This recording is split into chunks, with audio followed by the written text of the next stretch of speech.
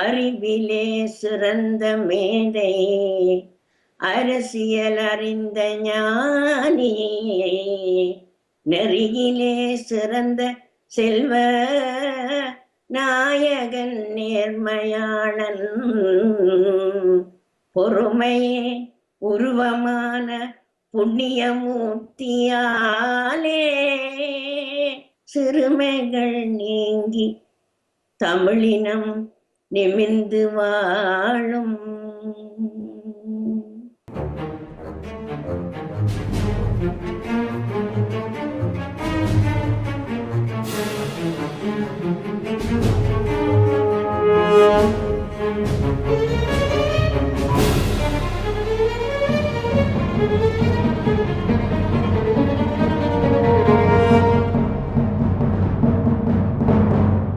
Sri Lanka, 1948 to 1977. In a time of turmoil and upheaval, a new Tamil leader emerged. A gentleman politician, an embodiment of integrity, humility, and quiet strength. A leader who unified all Tamil-speaking people, northern, eastern, hill country, and Tamil-speaking Muslims under the umbrella of the Federal Party. A man of God who stood for peace. தந்தை செல்வா ஒரு சரித்திரம், அவர் ஒரு சகாப்தம், அவர் ஒரு தீர்க்கதரிசி. He was respected as a gentleman, not because of his Christianity or Hinduism or anything. He was an outstanding gentleman who people trusted. Physically he was quite a small weight person, but mentally he was a very, very strong person. As strong as steel. Within his fold, there was not simply Jaffna Tamils, there were people who belonged to the Eastern Tamil fraternity, then there were Muslims who were Tamil speaking, the upcountry Tamils who had an Indian origin. So he brought together all these different formations under one umbrella. Because he had moral authority, he had huge integrity. People would come and they would prostrate themselves on the floor in front of him. So they would sort of fall on the ground and touch his feet. Everywhere he went, he sort of met adulation. And without knowing anything about it at the time, I guess that's what charisma is. He was a man of God who believed that everything is done according to God's plans. With him at the helm of Tamil politics, an era of non-violent protest for Tamil rights began. Parliamentary agitation, civil disobedience, and Satyagraha were his answers to the colonization of Tamil areas. Sinhala Only Act, standardization, and other acts perceived as Sinhala domination that threatened the rights of the Tamil-speaking minorities. He really brought the tradition of Gandhian politics into the struggles of the Tamil people, and he adopted an attitude of non-violence. His approach was both to use parliament and also leverage it through political pressure outside, which had to be non-violent political pressure. They were at the receiving end in 56 when the official languages bill was brought, and people even non-Tamils saw them as a victim. The civil disobedience campaigns, I think, went on for a long time, 50s, 60s.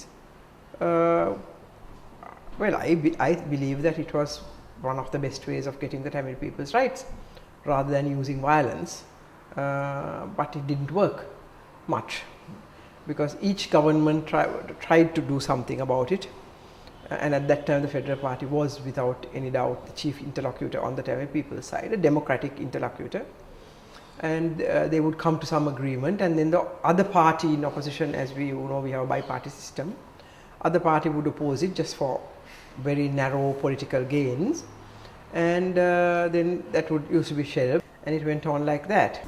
They were successful in the sense that they focused attention on what they are. Take for instance the voting program, then Sinhala only. Before that, the disenfranchisement of people, then standardization. These are all things aimed against the Tamils. This four-part series documents the origins of the Tamil struggle for rights, a dignified Gandhian struggle of gentlemen politicians, and a principled Tamil-speaking public who remained devoted to non-violent methods even in the face of harsh retaliation in the form of cruel beatings and imprisonments.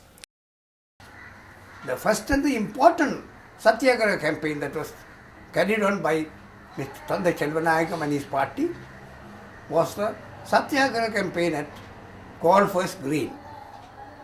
It was well planned one. The Tamil people and the Tamil speaking people, they gathered at Golfers Green at a particular time.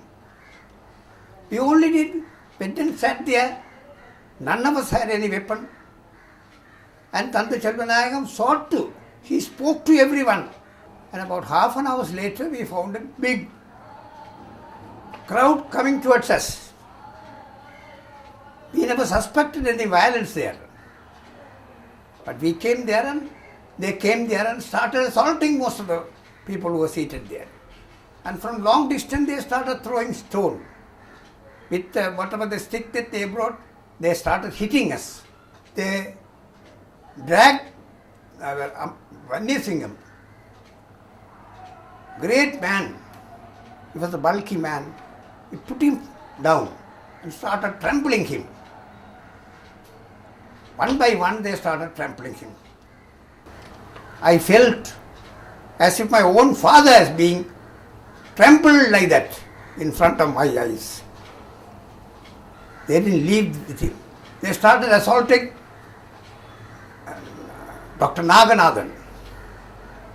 He was a very strong man. They hit and chased him into Golfers Hotel. Amadalingam was assaulted. And S.J.V. Chelvanayakam, of course, they didn't harm him. I was picked and chose. 4 people came, held me by the leg. 2 people by the leg, 2 by the hand, thrashed me onto the floor. And they dragged me and threw me into the Bear Lake. Somehow or other, the police people who have been there, they were able to rescue me and brought me. The most saddest, or I don't know what to say, in front of S.J.V., his 2 sons, that is Manoharan and Vasiharan, I think their name must be correct. They were attacked. They were taken up like a ball and they were throwing. S.J.V. was sitting very calmly. He didn't do anything. Even as a mother, I won't look at this and resist myself. And just shortly before that, I had passed that way and I had seen 2 of these Sinhala racist leaders with a lion flag walking along the Golfers. One was KMP Rajaratnam. The other was a man called, I think, from upcountry. I knew him. They were marching at the crowd of a real gang of riffraff. And those are the people who attacked the Satyagrahas. Dr. Naganathan came in late, and because everything said all got disturbed and so on. About 11 o'clock in the morning, Parliament was held at 10, and he came in with a bandage around his head. I distinctly remember the bandage with a lot of red spots on the bandage. And he walked in and took his seat on the opposition side.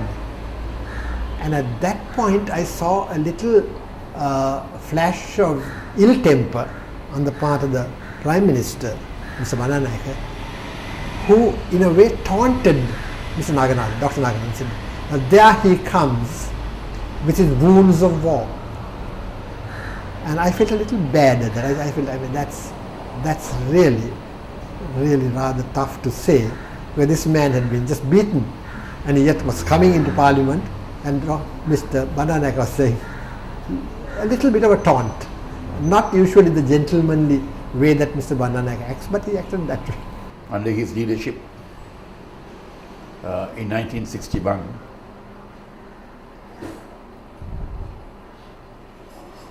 there was a strong Satyagraha campaign in all parts of the northern and eastern provinces. When we succeeded in crippling the government administration in all the government agents' offices called the kacharis in the north and the east, thousands of people took part in the Satyagraha campaign. No question about it. In every one of these places. Thandai Selva played an active role in that campaign. Many of us were arrested and detained at the Panagoda army camp some months after the campaign commenced. Thandai Selva was also one of them. He remained in the army camp for a few days, but in view of his ill health, he was kept under house arrest at his house in Colombo. As quite a young person, I was also arrested along with Thandai Selva at the Panagoda army camp. If I had responsibility in government and somebody was asking for his rights, I may not have even agreed with their demands, but if they were doing it in a peaceful manner through Satyagraha, I wouldn't have certainly allowed the forces or anybody at all to attack them. It remembers an untold story that was forgotten, overshadowed by the Tamil militant movement and the ensuing bloody civil war. In an attempt to learn from past mistakes, this documentary series moves on to discuss why non-violent Gandhian methods that succeeded in India and South Africa got overtaken by a militant struggle in Sri Lanka. Here was a great national leader who was not given the rightful place he should have been given. If that was done by our leaders and the people, the tragedies that took place for 30 years would never have happened. I don't believe that he ever wanted to divide this country, from what I remember. One mistake I believed even at that time as a young man was this word federal, which could be interpreted as a first step to separation. That is exactly what they said. When the federal solution was propounded, we actually fitted ourselves into an existing framework. The federal solution was already there. We didn't work out anything which was specific to the Lankan situation. I think there we made a mistake there, because we should have, the federal party leadership, particularly if not the top leaders, at least the bottom leaders, should have been in touch with the Sinhalese constituency and known their views. And in contrast, Gandhi, Martin Luther King and Mandela went out of their way to reach out to the other. Definitely, Thandai Selva or even the TLF leaders at that time, TLF or federal party leaders, never advocated violence, never encouraged the youngsters to go for violence. But unfortunately what happened is, because when we see that nothing can be achieved and through non-violence, rightly or wrongly, a large number of us believe that armed struggle can bring about a solution. Okay, we believed at that time the separate state, and especially that after the 1983 massacre riots in Colombo, even I have seen in our organization, I have seen parents bring in youngsters and give it to us. Okay, please take this boy for your course and train them. That sort of things we have seen, because so much anger was there at that time. The creation of the armed struggle, I think its sole responsibility is the successive governments. Any matter could have been discussed and resolved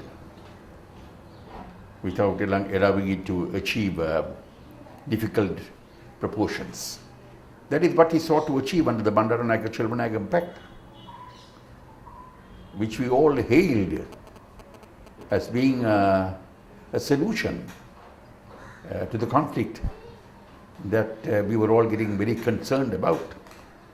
And if the Bandaranaike Chelvanayakam Pact had been implemented, there could be no question about it that this country would never have come to this stage. And not only those pacts, but the overall non-implementation by all successive governments of anything worthwhile to resolve that ethnic question, a political settlement, is because firstly the Sinhala leaders always use this as a leverage point to get votes in a very ugly fashion. Secondly, there were very few Sinhala leaders who had the courage to stand up and say to the extremists, you know, you are only a minority. I am convinced that the majority of the Sinhala people don't think like this, and tell them that there is a Tamil problem and we had to resolve it. They didn't have the courage. This documentary series aims to resolve the following questions by bringing to the table a wide spectrum of Sri Lanka's political leaders and intellectuals and asking them what their community's views and reservations are towards the demands of the Tamil-speaking peoples, such as a devolution of power, language rights, and an equal say in governance. Would compromise by both communities have been a better option, and could any of the agreements and pacts be the basis for an acceptable, permanent political solution today? What would they consider to be a just and fair solution to the national question? What I think that Sinhala people would have accepted and representing them, what I think is in my devolution proposals. So all these questions are answered in that. Now whether they would accept that now is a different matter. As I told you, the government is talking a different language to them. From the point of view of minorities, that we would say to look at improving on the 13th Amendment.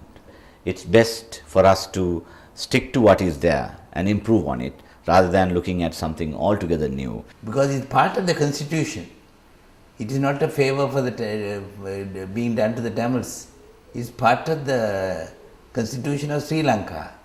So the government must implement it and implement it fully. You know, while I believe the 13th Amendment is a very, very good basis on which to work and in many respects would satisfy most problems. So I think clear enunciation of national policy through consultation is a necessity, and that consultative process must be entrenched in the Constitution, together with mechanisms for the second chamber with weighted attention to the provinces, get rid of this concurrent list because no one does anything proper, give most of it to the province, but if necessary keep some of it in the centre.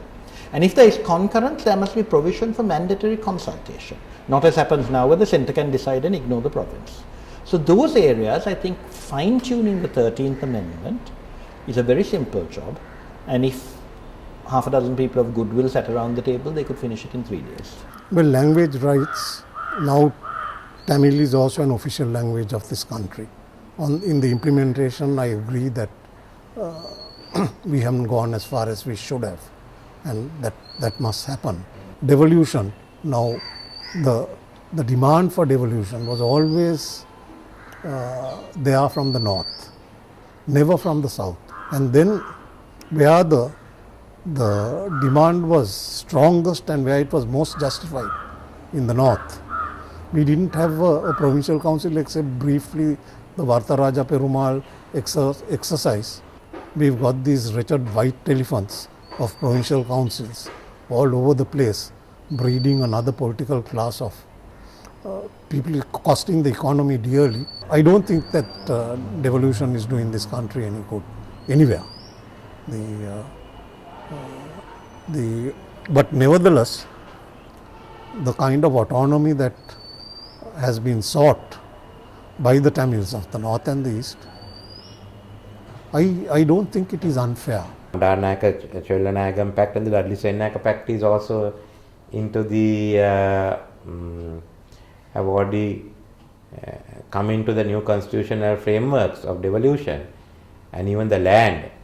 Bandaranaike Chelvanayakam Pact has come in a different way. First the district and then the province ratio, so that's maintained there. We certainly have the Indo-Lanka Agreement and the 13th Amendment It's the full implementation. The subsequent events have also brought in the independent commissions to the forefront. It's how we go from 13th Amendment on what is some people call 13 plus, and how do we do that at the same time look at the administrative structures to ensure that they are not white elephants. Because there is a realization and acceptance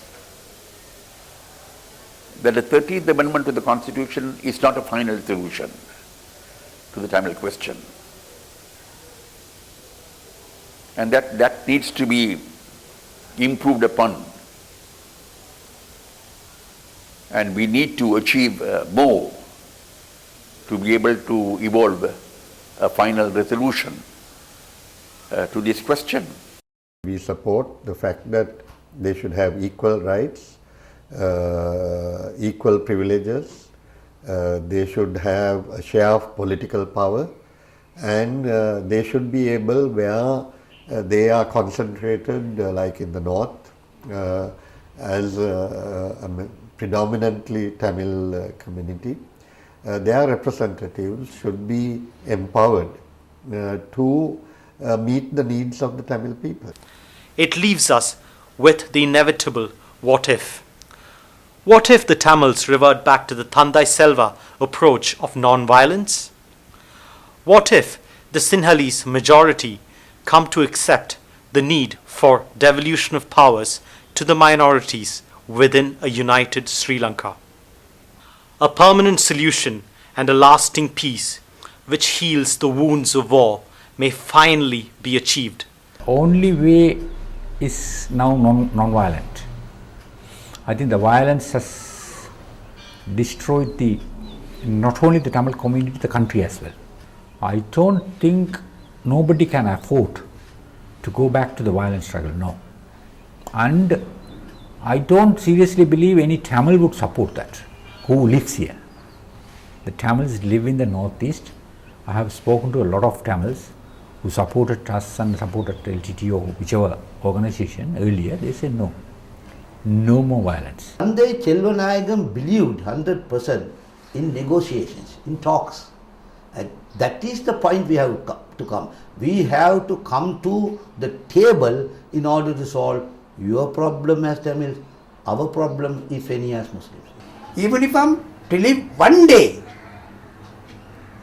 may God help me to live for the cause that was preached by S.J.V. Chelvanayakam. That the Muslims and the Tamil should unite together, and their rights and right of self-determination and the self-respect must be safeguarded, and all their rights must be given. For peace, for brotherhood, for forgiveness, for unity, let us try to remember, discuss, resolve.